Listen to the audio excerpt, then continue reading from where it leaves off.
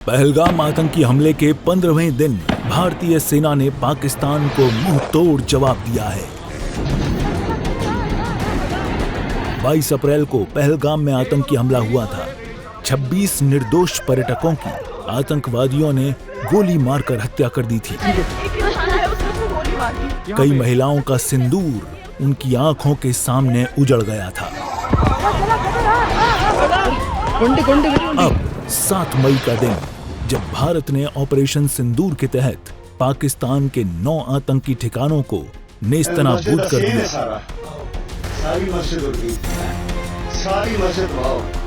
अब ऑपरेशन सिंदूर को लेकर पहलगाम पीड़ितों की प्रतिक्रियाएं सामने आई हैं, खासकर उन महिलाओं की जिनका सिंदूर आतंकवादियों ने मिटा दिया।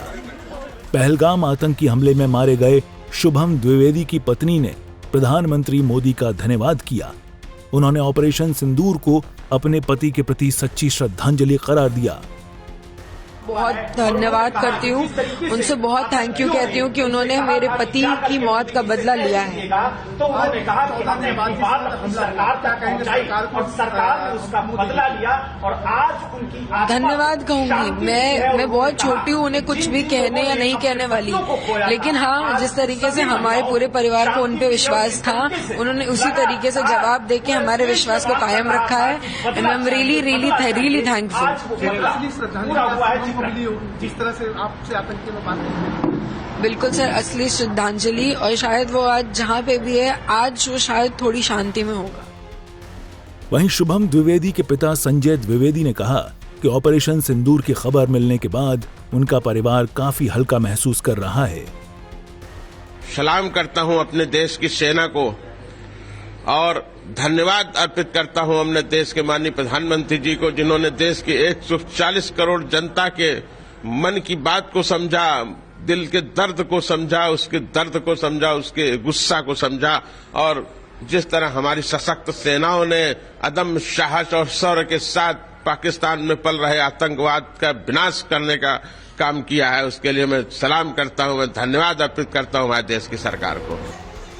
वहीं पहलगाम हमले में करनाल के लेफ्टिनेंट विनय नरवाल की हत्या भी कर दी गई थी। उनकी हमले से कुछ दिन पहले ही शादी हुई थी। विनय नरवाल की मां आशा ने ऑपरेशन सिंदूर की तारीफ की। ये बहुत ही अच्छी बात है कि जो उन्होंने मोदी साहब ने बदला लिया है, और मैं उनके साथ हूँ, जनता उनके साथ है और हमारा सारा परिवार उनके साथ है। पहलगाम आतंकी हमले में मारे गए संतोष जगदाले की बेटी आसावरी जगदाले इस ऑपरेशन का नाम सुनकर भावुक हो गईं। ऑपरेशन सिंदूर के बारे में न्यूज़ चैनल से, मतलब हमारे परिवार वालों के कॉल आए हमें, और तब पता चला कि भारत ने जो पहलगाम में हमला हुआ था उसके ऊपर आज उन्होंने रिएक्शन, मतलब उनको उत्तर दिया है इसके बदले में एयर स्ट्राइक करके। पहले तो मिशन का नाम सुन के हम लोगों को बहुत, मतलब मैं तो बहुत रो रही थी सुन के, क्योंकि मुझे याद है जिस दिन अमित शाह जी आए थे श्रीनगर, जो लोग वीर मरण जिनको प्राप्त हुआ उनको श्रद्धांजलि देने के लिए, उस दिन सब बहनें उनको बोल रही थी कि हम भारत की बहनें हैं, हम आपकी बहनें, और हम लोगों से हमारे पतियों को छीन लिया है। तो मुझे लगता है शायद उसी वजह से ये ऑपरेशन का नाम सिंदूर रखा गया होगा कि जो हमारी सरकार है, जो हर स्त्री को बहन बोलता है, तो उनके पतियों को छीना गया था, तो उनका सिंदूर छीना गया था, शायद इसी की वजह से उन्होंने वो नाम रखा होगा। ये नाम पढ़ के तो हम बहुत रो रहे थे सुबह।